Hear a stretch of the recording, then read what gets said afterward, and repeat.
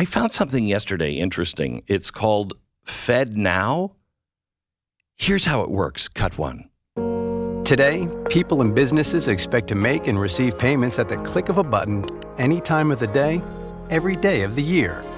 And most expect their financial institutions to offer or support payment services that meet the speed and convenience they seek. In fact, 3 in 4 businesses and 2/3 of consumers surveyed think it's important that their bank or credit union offer faster payments. Right. Financial institutions interested in meeting these demands can use the Federal Reserve's upcoming FedNow service to build innovative payment offerings that can help them retain and attract customers and avoid losing out to the competition. With the FedNow service launching in 2023, the time to start preparing is now. Right. What can financial institutions do to get ready? A bank or credit union should first get a sense of the demands and trends in the market. Let's take a look at how one financial institution might do this. Meet Jill, the CEO of Community Bank. Oh. Jill keeps a close eye on Community Bank's customer retention rates.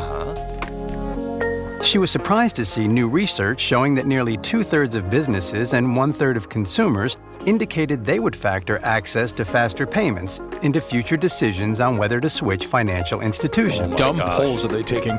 Jill and her team looked at their own customer transactions and discovered an increasing number of customers moving funds to alternative payment services, such as digital wallets and mobile payment apps. This corresponded with a noticeable decline in customers' deposits and accounts at Community Bank. They knew they had to take action. Jill and team reviewed FedNow education tools and resources to understand how the service will work and how to prepare for it.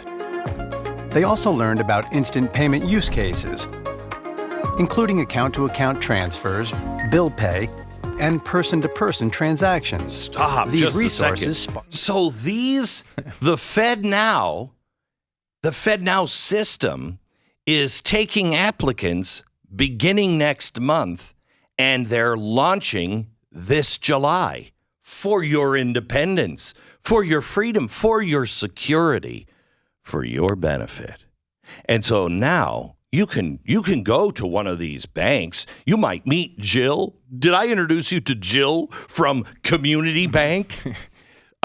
Jill's done a survey, and she found people want access to their money quickly. 2/3 of consumers believe their money should be available at the bank when they go. Good poll. Okay, so what is Jill doing?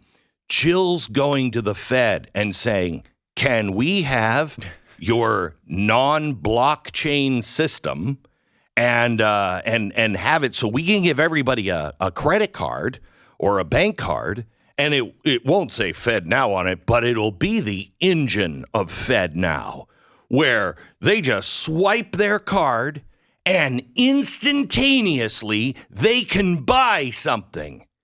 Yeah. What kind of futuristic world is this? It's a crazy futuristic world. Flying cars. What's next? But it will be faster. Because, see, right now, like, if you go to a bank and you need to transfer funds, you got to go to the bank and say, hey, I need to transfer these from one account to another. And then they're like, oh, okay, account number. And they write it down. Okay, and you want to transfer where? Okay. All right, sign this. Okay, then they do this really old, archaic thing. They go, okay, done. Hello, it's the year 2023. We can't wait that long. No, we need something faster, and we want it to go through the Fed every time we make a purchase of something. What could possibly go wrong with this system? Well, they want you to know this is an alternative for a Fed coin. Yeah. Yeah, they're saying, no, we want you to know clearly this is not to introduce central bank digital currency, a CBDC. No. This is an alternative to that. Why do you Why do you? It doesn't sound like much of an alternative. It sounds like the same thing. Well, no, because you'll have a bank card instead. It'll be your local bank doing it. It looks like one thing, but it is another. And also, Jill is a man. That's how the video ends. We didn't get to that part, but that's how it ends. You find out that Jill, the CEO of Community Bank, wow, he's a dude. So did anybody hear about the, quote, much anticipated and heralded new FedNow system?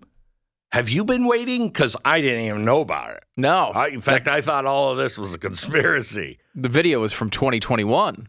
Yeah. It's almost like there was something behind this the whole time. Really? Yeah. Yeah.